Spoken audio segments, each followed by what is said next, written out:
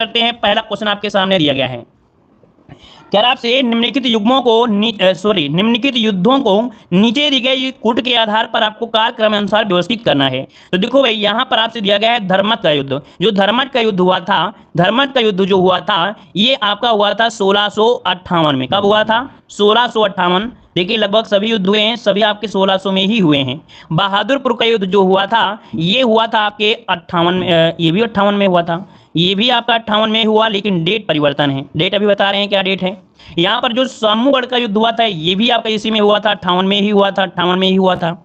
और जो खजुआ का युद्ध है, खजुआ आप लोग जानते होंगे है ना, हमारे गांव से 2-3 किलोमीटर है आपका, तो ये आपका है आपके 59 में। कब? आपके 59 में। अर्थात सभी युद्ध हुए थे 1600 में हुए थे, ये 58 में, ये 58 में, ये भी 58 में, लेकिन डेट में परिवर्तन है। क्या? जो बहादुरपुर का युद्ध हुआ था ये 24 को हुआ था, बहादुर वाला आपको हुआ था 24 फरवरी को, 24 फरवरी को हुआ था। और जो आपका धर्मत का युद्ध हुआ था, धर्मत का ये हुआ था 15 अप्रैल को, 15 अप्रैल को हुआ था, ठीक है, 15 अप्रैल को। और जो ये आपका हुआ है सामूगढ़ का ये 29 मई को हुआ था। क्या? 29 मई को हुआ था, 29 मई को। और ये वाला जो हुआ है आपके 59 वाला ये हुआ था 5 जनवरी, 5 जनवरी 1659 को हुआ था। अब आप लोग मिलान कर लीजिए कि इनमें से क्या बनेगा सही से। तो लगभग सभी को जवाब पता चल गया है, 2, 1, 4, 3 इसका आंसर आपका डी हो जाएगा। पहले क्वेश्चन आपका माथा पच्ची कर दिया होगा। आइए क्वेश्चन आपका अगला दिया गया है, निम्नलिखित में से किस मध्यकालीन भारत शासक ने सार्वजनिक वितरण प्रणाली आरंभ किया था? चलिए जवाब दीजिएगा, निम्नलिखित में से किस मध्यकालीन शासक ने सार्वजनिक वितरण प्रणाली प्रारंभ किया? तो ऑप्शन क्या होगा? तो ऑप्शन हो जाएगा अलाउद्दीन खिलजी। क्या बनेगा? अलाउद्दीन खिलजी पहला सुल्तान था जिसने राशनिंग व्यवस्था अनिवार्य या कह सकते हैं सार्वजनिक वितरण प्रणाली को आरंभ किया था। ठीक है, आगे बढ़ते हैं। क्वेश्चन दिया गया है, भारतीय दर्शन की प्रारंभिक शाखा कौन सी है? भारतीय दर्शन की जो प्रारंभिक शाखा है वो आपकी कौन सी है? यहाँ पर जवाब दीजिए, आपका राइट आंसर में से क्या हो जाएगा साथियों? चलिए जवाब दीजिए, आपका राइट आंसर क्या होगा? तो देखिए 3 का ऑप्शन हो जाएगा सांख्य। जो सांख्य दर्शन है ये प्रारंभिक शाखा आपकी है, याद रखिए इसका ऑप्शन बनेगा आपका ए नंबर। इसके प्रतिपादक कौन थे? तो कपिल थे। कौन? आपके कपिल मुनि थे, कपिल इसका आंसर हो जाएगा। आगे बढ़ते हैं, द्वितीय बौद्ध समिति का आयोजन कहां पर हुआ था? द्वितीय बौद्ध समिति का आयोजन कहां पर हुआ था? 4 नंबर में। तो देखो भाई यहाँ पर जो आंसर है आपका बी नंबर, वैशाली में। कहां हुआ था भाई? वैशाली में हुआ था ना। पहला जो आपका हुआ था उस राजगिरी में, यहाँ पर आपसे पूछा गया है आपसे दूसरे नंबर में, तो दूसरा आपका हुआ था वैशाली में हुआ था। ठीक है ना भाई। और यहाँ पर आपका अगला क्वेश्चन दिया गया है कि चंदूदड़ों के उत्खननकर्ता का निर्देशन किया था। जो आपका दिया है चंदूदड़ों के उत्खनन का निर्देशन किया था, किसने किया था? ये जो किया था आपके ऑप्शन बी J.H. मैके, J.H. मैके ने किया था। यहाँ पर आंसर आपका बी नंबर है, राइट हो जाएगा। नोट करिएगा, जो भी क्वेश्चन नया लग रहा है या कठिन लग रहा है तो आप लोग उसको जरूर नोट कर लीजिएगा, है ना। अगला क्वेश्चन दिया है 1935 के भारत सरकार अधिनियम के संदर्भ में कौन सा कथन आपका सही है? आपको यहाँ पर बताना है क्या पॉइंट सही है, क्या पॉइंट गलत दिया गया है। चलिए कह रहा है अधिनियम के अनुसार गवर्नर के प्रांतों में द्वैध शासन का उन्मूलन कर दिया गया तथा प्रांतीय स्वत का आरंभ किया गया। बिल्कुल सही बात है भाई, है ना, बिल्कुल सही बात है, पहला पॉइंट। अगला है समस्त प्रांतीय विधानमंडल केवल एक सदन के थे जिसको विधानसभा कहते थे, तो ये पॉइंट तो आपका गलत दिया गया है। मतलब आपका जो आंसर है यहाँ पर आपका ए नंबर ही पहला पॉइंट आपका केवल सही है, पहला पॉइंट। ठीक है, आगे बढ़ते हैं। क्वेश्चन आपसे अगला पूछा गया है, कह रहा है फॉरवर्ड ब्लॉक के संस्थापक कौन थे? फॉरवर्ड ब्लॉक के जो संस्थापक थे वो आपके कौन थे? 7 नंबर का जवाब दीजिएगा। देखिए 7 की अगर हम बात करें तो यहाँ पर जो आपके सुभाष चंद्र बोस हैं, कौन? सुभाष चंद्र बोस है, इन्होंने फॉरवर्ड ब्लॉक की स्थापना किया था, याद रखिएगा। और इसके बाद आगे बढ़ते क्वेश्चन आपसे अगला पूछा है, बारदोली सत्याग्रह का नेतृत्व किया था। बारदोली सत्याग्रह 1928 में जो हुआ था, इसका जो नेतृत्व किया था दोस्तों ये बताइए, ये जो नेतृत्व किया था वो किसने किया था, ये बता दीजिए। चलिए देखिए भाई आपका जवाब हो जाएगा 8 नंबर में। कौन? चलिए 8 नंबर का ऑप्शन आ रहा है, लगभग सभी का जवाब आ रहा है। ये 8 का ऑप्शन ए हो जाएगा, ये आपके सरदार वल्लभ भाई पटेल ने, सरदार वल्लभ भाई पटेल ने किया था, याद रखिएगा। और यहाँ पर गुजरात के सूरत जिले में स्थित है आपका बारदोली। ठीक है, और आगे बढ़िए। क्वेश्चन दिया है निम्नलिखित नेताओं में से कौन एक स्वदेशी के समर्थन थे? जो स्वदेशी आंदोलन हुआ था स्वदेशी के जो समर्थन रहे हैं इनमें से कौन रहे हैं? यहाँ पर जवाब दीजिए, क्वेश्चन नंबर है यहाँ पर 9 जवाब दीजिएगा। चलिए तो देखो भाई यहाँ पर जो अरविंदो घोष रहे हैं, जो अरविंदो घोष रहे हैं ये स्वदेशी के आपके समर्थक रहे हैं। यहाँ पर जो आंसर है आपका ये नंबर है, राइट हो जाएगा। याद होगा कि 1905 में बंगाल का विभाजन हुआ था और उसी के विरोध में चलाया गया था स्वदेशी आंदोलन, और उसके समर्थन में जो थे वो आपके अरविंद घोष आपके थे। आगे बढ़ते क्वेश्चन दिया गया है, निम्नलिखित में से सम्मिलित कीजिए। यहाँ पर सही उत्तर आपको बताना है, आपके पास ऑप्शन भी है और आपके पास पूरा का पूरा क्वेश्चन भी दिया गया है। मिलान करिए। राजा राम मोहन राय, राजा राम मोहन राय ने क्या किया था? आत्मीय सभा की स्थापना की थी, अर्थात साथ आत्मीय सभा, तो आत्मीय सभा कहाँ पर है आपका, दो हो जाएगा, इसका आपका दो हो गया। देवेंद्रनाथ टैगोर की अगर हम बात करें तो तत्वबोधिनी सभा, तत्वबोधिनी सभा, यहाँ से क्वेश्चन 100% बनना है भाई, याद रखिएगा 100% क्वेश्चन बनना है, 100% मतलब 100%, तो यहाँ पर आपका एक हो जाएगा। विवेकानंद की अगर बात करें तो रामकृष्ण मिशन की स्थापना किया था विवेकानंद ने, तो यहाँ पर आपका 3 हो जाएगा। और आत्माराम पांडुरंग ने क्या किया था, इन्होंने प्रार्थना समाज किया था, इसका 4 हो जाएगा। देखो हमने बता दिया है, जो चीज हम आपको बोलते हैं इसको कभी मजाक मत लिया करें, जो चीज हम आपको बता देते हैं बिल्कुल एग्जाम में छपा होता है, ये समझिए कि पेपर जब होता है तो आप यही कहोगे सर आपने पेपर को लीक कर दिया है, ऐसी तैयारी गजब की हो जाएगी, याद रखिएगा। तो देखो यहाँ पर आपका आंसर क्या बन गया है, आपका जवाब हो गया ए नंबर 2 1 3 4 ऑप्शन बन गया। ठीक है, आगे बढ़ते हैं, क्वेश्चन आपसे पूछा गया है, कह रहा है निम्नलिखित समुद्री धाराओं में से कौन हिंद महासागर की धारा नहीं है, निम्नलिखित समुद्री धाराओं में से कौन हिंद महासागर की धारा नहीं है, यहाँ पर देखिए। तो देखो भाई अल्गोहास की धारा ये हिंद महासागर की है, मोजिम्बिक धारा आपकी हिंद महासागर की है, दक्षिण अटलांटिक महासागर मतलब जो आपकी महासागरीय धारा है ये हिंद महासागर है। लेकिन अगर बात करें जो आपका वेगुला धारा है, क्या जो आपकी वेगुला धारा है, वेगुला धारा ये दक्षिणी अटलांटिक महासागर की ठंडी धारा है, क्या है ये दक्षिण अटलांटिक महासागर की क्या है आपकी ठंडी धारा है, याद रखिए ऑप्शन डी हो जाएगा। अगला क्वेश्चन आपसे दिया गया है निम्नलिखित में से कौन सही सुमेलित नहीं है, 12 नंबर में कौन सही सुमेलित नहीं है, चलिए देखते हैं। कह रहा है घाना की राजधानी अक्रा है, किन्ना की राजधानी नैरोबी है, नामीबिया की राजधानी विंडहाक है, नाइजीरिया की राजधानी क्या है, नाइजीरिया की राजधानी है अबूजा, क्या है भाई अबूजा है, अबूजा। अगला क्वेश्चन दिया गया है कथन फर्स्ट दिया है और कारण दिया गया है कि काली कपास वाली मृदाएं वर्षा विहीन खेती के लिए आदर्श होती हैं, काली कपास वाली मृदाएं वर्षा विहीन खेती के लिए आदर्श होती हैं। फिर दिया है कि काली कपास वाली मृदाएं सूक्ष्म कणिक आपकी होती हैं। अब दोनों पॉइंट में दोस्तों बताइए कि क्या पॉइंट सही है क्या पॉइंट गलत दिया गया है। तो ये बताइए काली कपास की मृदाएं वर्षा विहीन होती हैं क्या भाई, ऐसा तो आपका नहीं है, ऐसा तो आपका नहीं हो सकता है भाई, ये काली कपास वाली जो मृदा है वर्षा विहीन हो, उसमें वर्षा विहीन ऐसा तो नहीं हो सकता। ए नंबर आपका देखो गलत दिया है। लेकिन अगर हम आपसे बात करें यहाँ पर बी नंबर में, तो कारण जो है वो आपका सही है कि काली कपास वाली मृदाएं सूक्ष्म कणिक होते हैं, तो इसका देखिए जो आपका बी वाला है वो पॉइंट सही है। देखो कोई ना कोई ऑप्शन आपको मिलेगा, देखते हैं। हाँ देखिए ऑप्शन देखो डी नंबर दिया गया है कि एक गलत है लेकिन आर आपका सही दिया गया है। ठीक है, नोट करिएगा। आगे बढ़ते क्वेश्चन दिया गया है कि जम्मू श्रीनगर जलमार्ग पर राजमार्ग पर जवाहर सुरंग संबंधित है, जम्मू श्रीनगर राजमार्ग पर जवाहर सुरंग संबंधित है, ये बताइए कौन सी आपकी श्रेणी है। यहाँ पर 14 नंबर में ये पीर पंजाल श्रेणी से, अर्थात जो पीर पंजाल श्रेणी है जम्मू कश्मीर श्रीनगर राजमार्ग पर जवाहर सुरंग से संबंधित है। ऑप्शन आपका ये नंबर राइट हो जाएगा। अगला क्वेश्चन दिया है कि भारत के किस राज्य में महिला साक्षरता न्यूनतम है, महिला साक्षरता न्यूनतम है, बताइए कहां पर न्यूनतम है भाई, महिला साक्षरता जो न्यूनतम है वो कहां पर न्यूनतम है, चलिए बताइए भाई जवाब क्या बनेगा।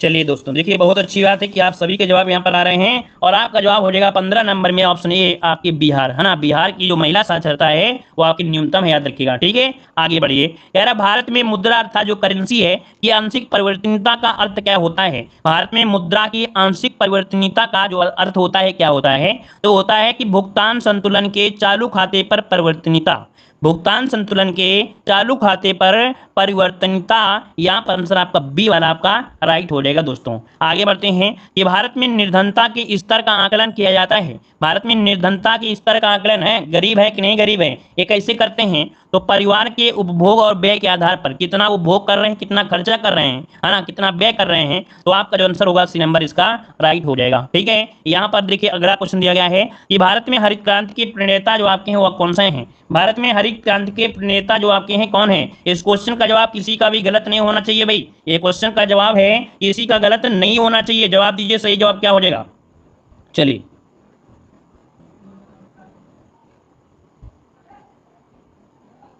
चलिए तो देखिए आपका 18 का जो नंबर है ऑप्शन क्या बनेगा, 18 का जो ऑप्शन है आपका राइट हो जाएगा एम एस स्वामीनाथन, क्या हो जाएगा एम एस स्वामीनाथन, ये भारत में हरित क्रांति के पिता कहा जाता है। ठीक है ना, और यहाँ पर देखा जाए अगला क्वेश्चन दिया गया है कि नरसिम्हन समिति निम्नलिखित में से किस सुधार से संबंधित थी, जो आपकी नरसिम्हन समिति थी वो किस सुधार से संबंधित थी। दोस्तों यहाँ पर देखिए 19 नंबर में ये बैंकिंग सुधार से, किसे बैंकिंग, जो कि ऑप्शन है यहाँ पर सी नंबर राइट हो जाएगा। और यहाँ पर देखो कुछ आपके समितियां हैं जो कि आपसे पूछी जाती हैं, जो आपसे बहुत पूछी जाती हैं, जैसे उच्च शिक्षा समिति से जो संबंधित थे वो यशपाल समिति थी। कौन? यशपाल समिति थी, वो आपके उच्च शिक्षा से बहुत संबंधित थी, ठीक है ना। अच्छा, यहाँ पर अगर आपसे पूछा जाए कि आपका नियोजन आपका दिया गया है, चलिए ज्यादा ना पढ़िए, नहीं ज्यादा दिक्कत होगा। चलिए यहाँ पर देखिए एक, हाँ यहाँ पर एक होता है आपका तेंदुलकर समिति, आपको बता देते हैं क्योंकि पूछा जा सकता है। तेंदुलकर समिति, तेंदुलकर समिति, किसी को याद है कि जो तेंदुलकर समिति है वो किससे संबंधित है? तेंदुलकर समिति जो आपकी है वो कौन सी समिति से संबंधित होती है? गरीबी, बहुत अच्छे, वेरी गुड। याद रखिए कि गरीबी निर्धनता अर्थात निर्धनता रेखा के आकलन के लिए तेंदुलकर समिति आपकी है, याद रखिए। बहुत अच्छे, बेहतरीन जवाब आया है। चलिए राजकोषीय नीति का राजकोषीय नीति का विनिधान है, राजकोषीय नीति का विनिधान है यहाँ पर 20 समिति, इसका मतलब हो जाएगा घाटे की बजट नीति। क्या? घाटे की बजट नीति। अगर अपने शब्दों में कहें कि राजकोषीय नीति का विनिधान घाटे की बजट नीति है। सार्वजनिक आय, सार्वजनिक व्यय, सार्वजनिक ऋण, कारोबार, बजट, है ना, सब्सिडी, ये सब घाटे की वित्तीय व्यवस्था से आपके जुड़े आपके हैं और इन्हीं की सब नीतियों को राजकोषीय नीति कहा जाता है। यहाँ पर देखो दिया गया है अक्टूबर 1959 में पंचायती राज भारत में सर्वप्रथम आरंभ की गई थी और ये आरंभ की गई थी आपके राजस्थान में। कहाँ पर? राजस्थान, जो कि ऑप्शन ए हो जाएगा। अगला है राष्ट्रपति लोकसभा को कब भंग कर सकता है? राष्ट्रपति लोकसभा को कब भंग कर सकता है ये पूछा है, तो ये भंग कब करेगा? कह रहा है भारत के प्रधान न्यायाधीश की अनुशंसा पर, लोकसभा की अनुशंसा पर, केंद्रीय मंत्रिमंडल, देखिए ऑप्शन सी हो जाएगा, केंद्रीय मंत्रिमंडल की अनुशंसा पर आपका हो जाएगा, ठीक है। देखिए अगला क्वेश्चन आपसे दिया गया है, कह रहा आपसे यहाँ पर संघीय संविधान की सामान्य विशेषताओं की सूची नीचे दी गई है।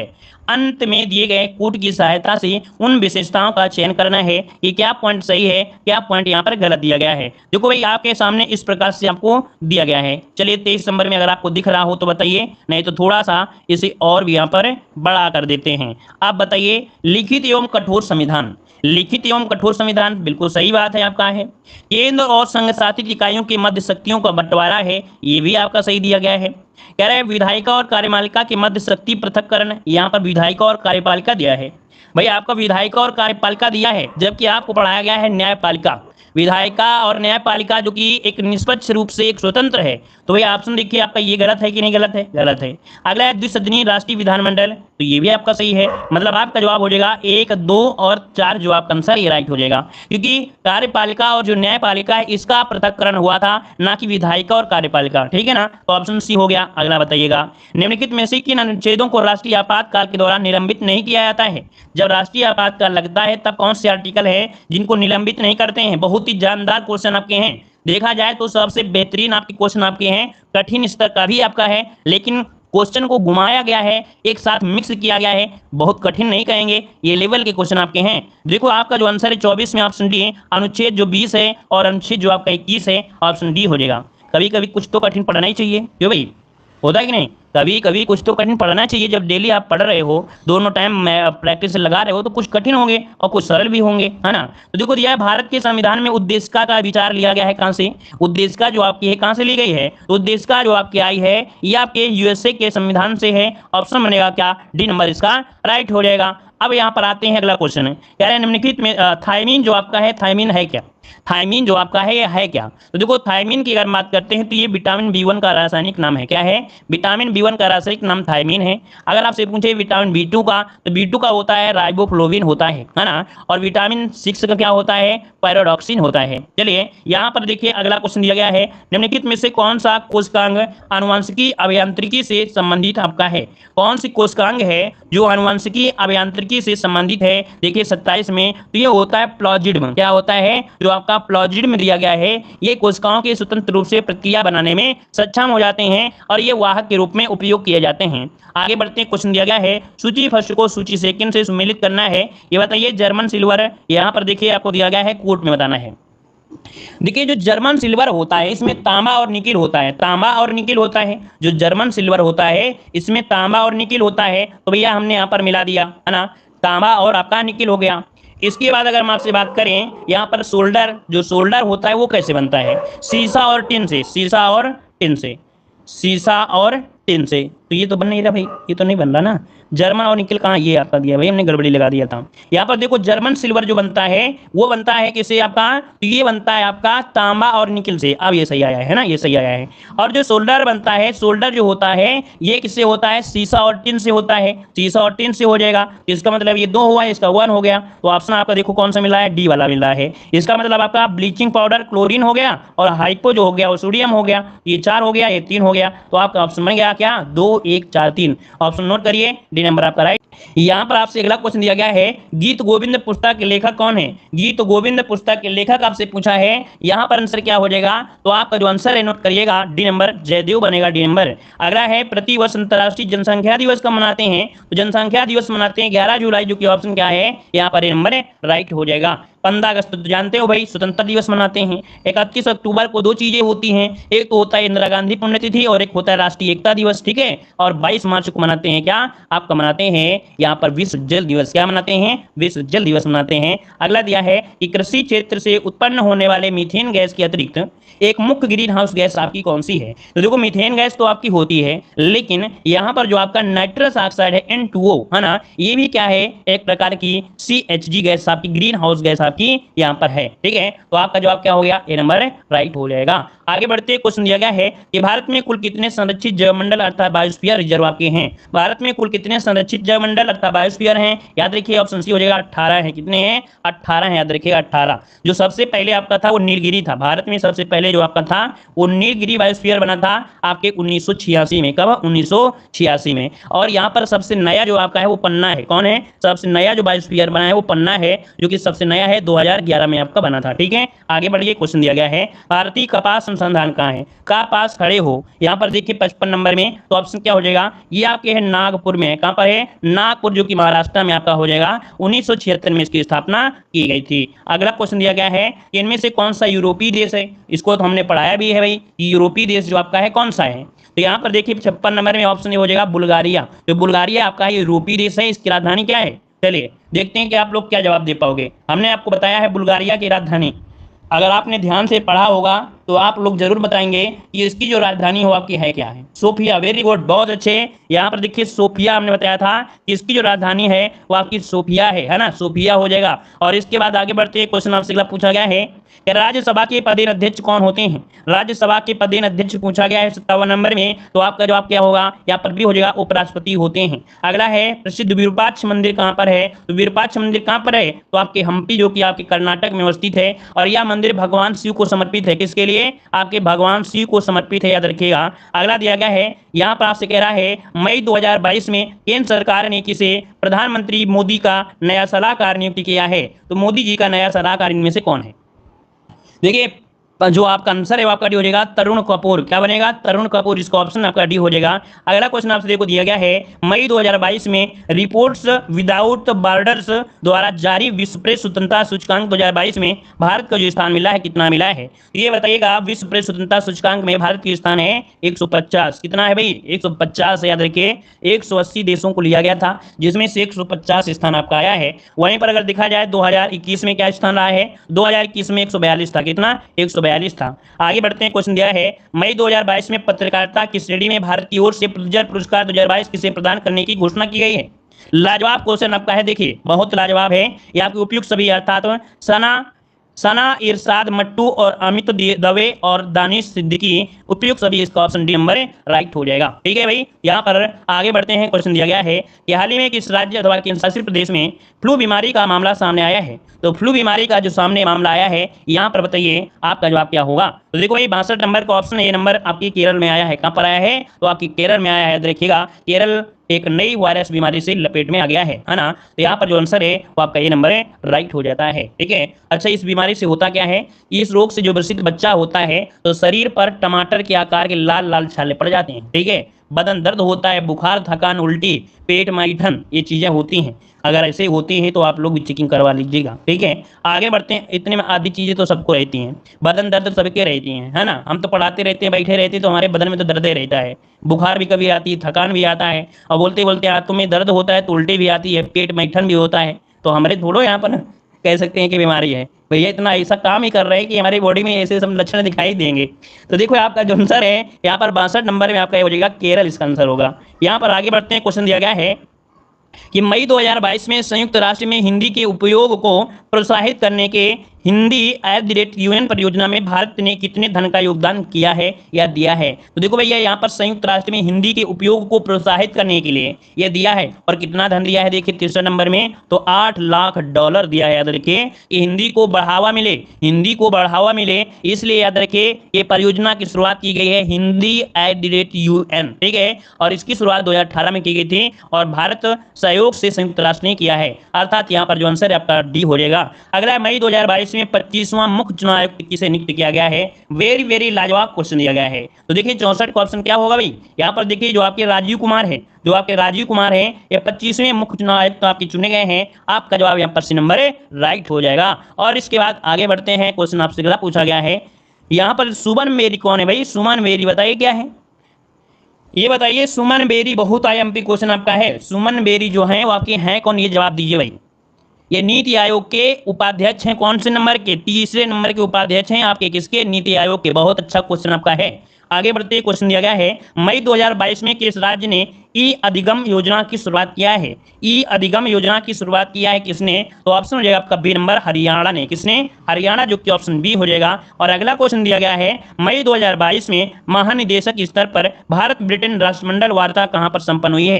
भारत ब्रिटेन राष्ट्रमंडल वार्ता संपन्न हुई है कहां पर, तो देखो ऑप्शन जो बनेगा यहां पर वो क्या होगा भाई, ऑप्शन हो जाएगा डी, आपके नई दिल्ली में। कहां पर है, नई दिल्ली में। अगला है कि मई 2022 में परिसीमन आयोग ने केंद्र शासित प्रदेश जम्मू कश्मीर के लिए कितने विधानसभा क्षेत्र निर्धारित किया है। तो ये परिसीमन जो आयोग है केंद्र शासित प्रदेश जम्मू कश्मीर में कितने विधानसभा क्षेत्र निर्धारित किया है। जवाब आ रहा है यहाँ पर देखिए 67 नंबर में। 67 नंबर की अगर हम बात करें तो आपका जवाब डी हो जाएगा 90। क्या हो जाएगा, 90, इसका आंसर राइट हो जाएगा।